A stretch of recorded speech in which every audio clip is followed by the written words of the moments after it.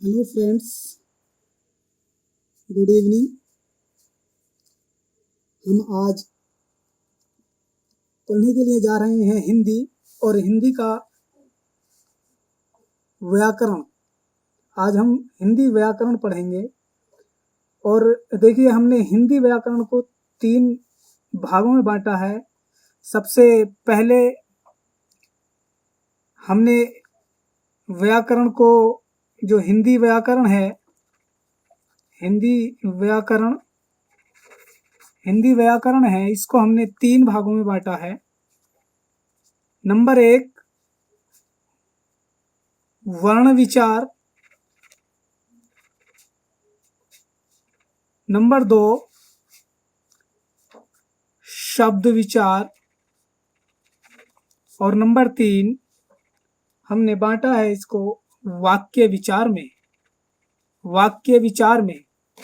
हिंदी व्याकरण हमने 3 भागों में बांटा हिंदी व्याकरण को। और सबसे पहला भाग वर्ण विचार, दूसरा शब्द विचार और तीसरा हमने वाक्य विचार के अंदर इनको बांट दिया है। एक बात मैं आपको बताता चलूं, जो ये हिंदी है, यह एक फारसी भाषा का शब्द है। ये हिंदी फारसी भाषा का शब्द है। अब व्याकरण के ये 3 भाग, यानी व्याकरण के 3 अंग वर्ण विचार, शब्द विचार और वाक्य विचार हैं। और अब हम इसकी बताते हैं आपको व्याकरण की परिभाषा।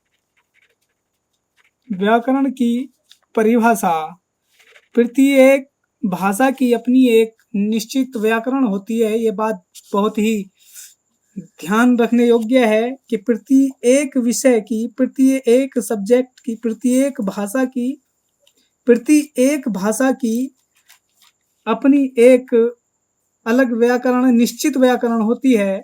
जैसे अंग्रेजी भाषा की अपनी व्याकरण है, हिंदी भाषा की अपनी व्याकरण है। तो हम आज अध्ययन कर रहे हैं हिंदी भाषा के व्याकरण की। तो व्याकरण की परिभाषा है कि शुद्ध उच्चारण, शुद्ध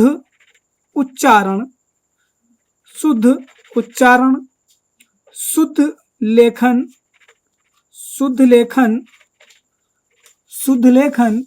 और शुद्ध प्रयोग।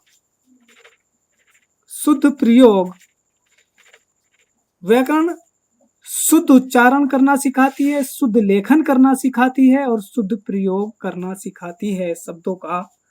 यानी तो हम इसको लिखते हैं कि शुद्ध उच्चारण, शुद्ध लेखन और शुद्ध प्रयोग का ज्ञान प्राप्त कराने वाली पुस्तक व्याकरण कहलाती है। व्याकरण कहलाता है। व्याकरण एक शब्द है, व्याकरण कहलाता है। और इसमें एक अभी हमने बताया था कि हिंदी व्याकरण को 3 भागों में बांटा है। सबसे पहले वर्ण विचार, दूसरा शब्द विचार, तीसरा वाक्य विचार। तो मैं आपको प्रत्येक की परिभाषा समझाता चलूं। वाक्य शब्दों के सार्थक योग से बनता है, वाक्य शब्दों के सार्थक योग से बनता है और शब्द वर्णों के सार्थक योग से बनता है और वर्ण ध्वनि से बनता है। यह भाषा की सबसे छोटी लिखित इकाई है। वर्ण, हम यहाँ बात करें, वर्ण यह ध्वनि से बनता है।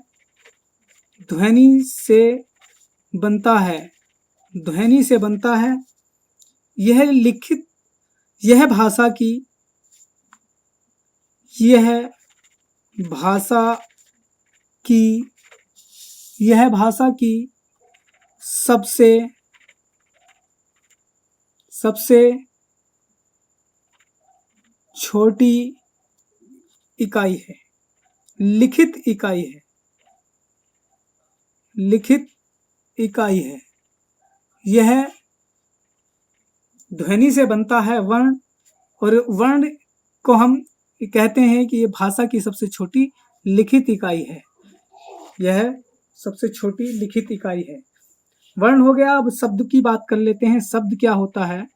शब्द की अगर हम बात करें तो शब्द बनता है वर्णों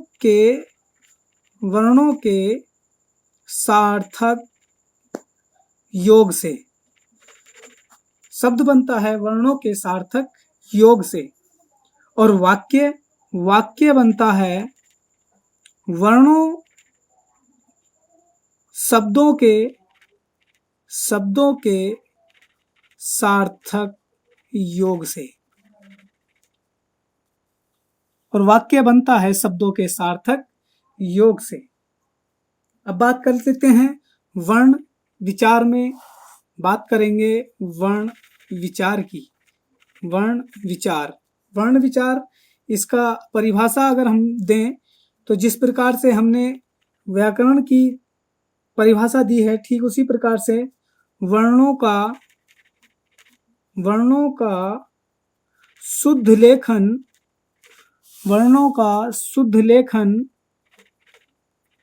शुद्ध उच्चारण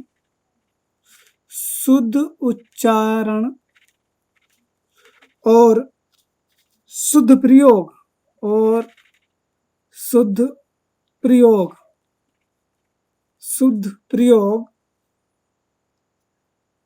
वर्णों का शुद्ध लेखन, शुद्ध उच्चारण, शुद्ध प्रयोग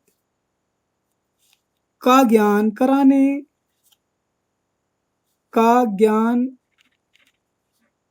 प्राप्त करना वर्ण विचार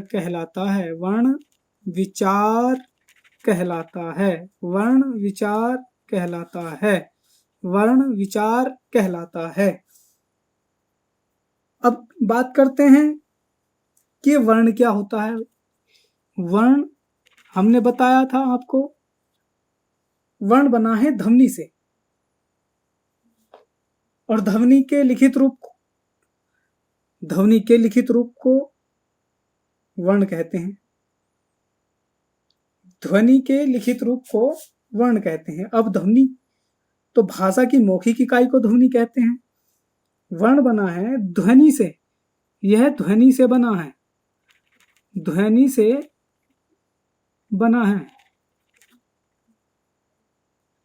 वर्ण ध्वनि से बनता है और भाषा की सबसे छोटी लिखित इकाई का रूप है। यह भाषा का सबसे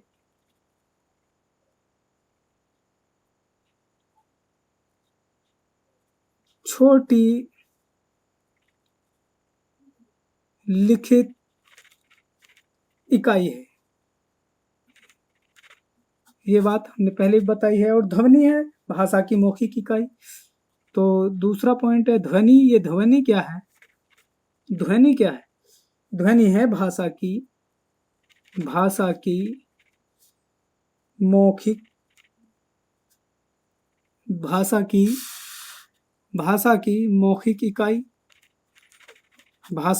मौखिक इकाई। और ये मौखिक भाषा की सबसे छोटी इकाई होती है। जैसे हमने बोला अगर बोला ए, तो ये जो मैंने बोला है ये हो गया ध्वनि। और जब आपसे कहा गया कि ए लिखिए, मैंने बोला ए, तो ये ध्वनि है। और जब आपसे बोला गया कि ए लिखिए, तो आपने भी ए लिखा, तो आपने लिखा ए, ये लिखित रूप है। और जब मैंने ए बोला तो वह ध्वनि रूप है।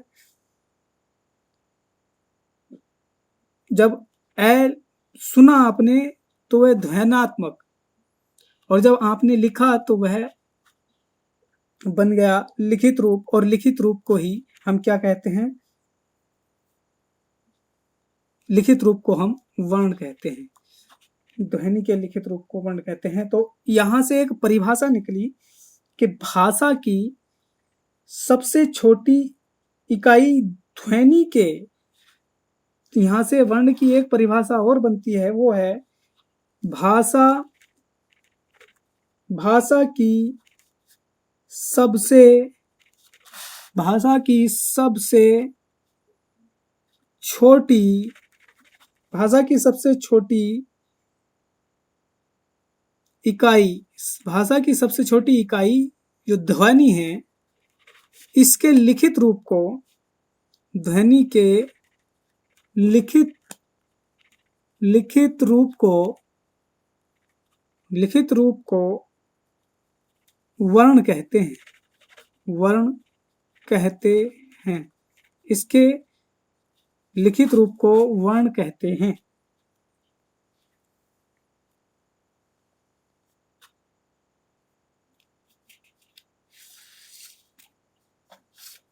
अब मैं आपको कुछ महत्वपूर्ण बिंदु बताने जा रहा हूं।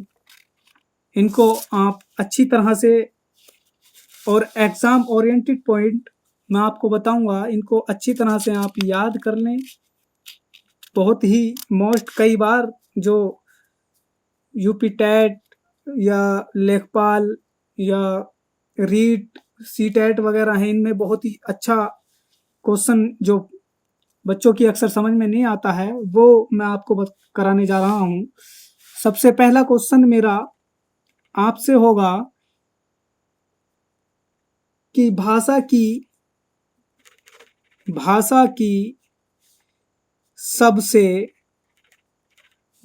सबसे छोटी मौखिक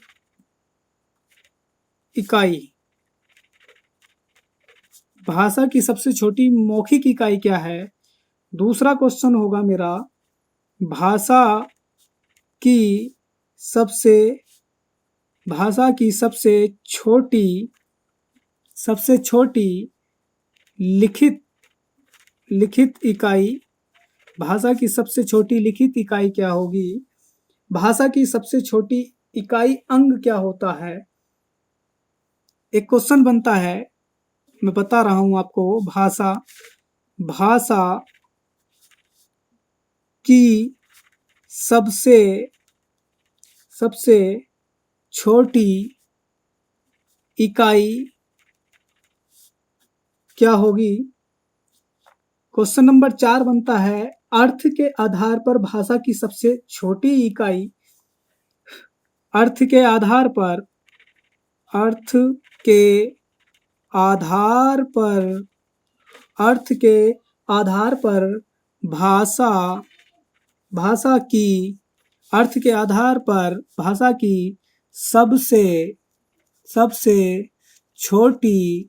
भाषा की सबसे छोटी इकाई क्या होगी। और एक क्वेश्चन बनता है कि भाषा की अर्थ के आधार पर कितनी इकाइयां हैं। भाषा की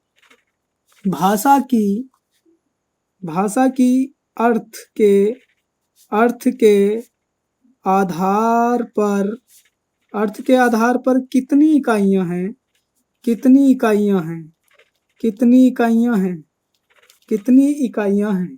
और एक क्वेश्चन बनता है कि भाव या भावार्थ के आधार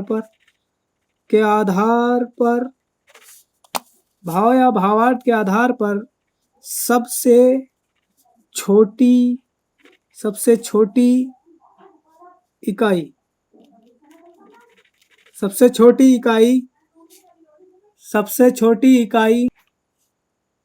भाव या भावार्थ के आधार पर सबसे छोटी इकाई क्या होगी। अब मैं आपको बताता चलूं, भाषा की सबसे छोटी मौखिक इकाई को हम ध्वनि कहते हैं। भाषा की सबसे छोटी इकाई को, जो मौखिक इकाई होती है, उसको ध्वनि कहते हैं। और भाषा की सबसे छोटी लिखित इकाई को वर्ण कहते हैं। ये परिभाषा में हमने दोनों याद किए थे अभी पीछे, और ये क्वेश्चन आए हुए हैं। भाषा की सबसे छोटी इकाई, अब यहाँ पर कंफ्यूजन होता है कि आपको ऑप्शन अगर दे दिए जाएं कि ध्वनि, वर्ण और वाक्य या शब्द, इनमें से कोई नहीं, तो हम कौन सा ऑप्शन लगाएंगे? मान लो ऑप्शन में वर्ण भी है, शब्द भी है, ध्वनि भी है और इनमें से कोई नहीं, कोई नहीं। तो आप कौन सा ऑप्शन इसमें लगाएंगे? तो आपको यहाँ पर जब कोई शर्त ना दी जाए, मौखिक या लिखित ना दिया जाए, तो आपको इसका आंसर वर्ण ही लगाना है। आपको इसका आंसर वर्ण ही लगाना है। आपको इसका आंसर वर्ण ही लगाना है। अब अर्थ के आधार पर भाषा की सबसे छोटी इकाई क्या है? तो अर्थ के आधार पर सबसे छोटी इकाई शब्द होती है। अर्थ के आधार पर सबसे छोटी इकाई, भाषा की सबसे छोटी इकाई शब्द होती है। शब्दों के ही अर्थ निकलते हैं। भाषा, क्वेश्चन नंबर 5, भाषा की अर्थ के आधार पर कितनी इकाइयां हैं? अब भाषा की अर्थ के आधार पर कितनी इकाइयां हैं? तो ये क्वेश्चन आया हुआ क्वेश्चन 2। नंबर 1 आपको बता दें शब्द, और दूसरा नंबर है वाक्य। या तो वाक्य का अर्थ निकलेगा या फिर शब्द का अर्थ निकलेगा, वर्ण का अर्थ नहीं निकल पाता। भाव के आधार पर, भाव या भावार्थ के आधार पर सबसे छोटी इकाई, तो इसका सबसे छोटी इकाई, इसका आंसर वाक्य है। यानी वाक्य आपको दे दिया जाता है और उसका केवल हम वाक्य का ही भाव अर्थ निकाल सकते हैं।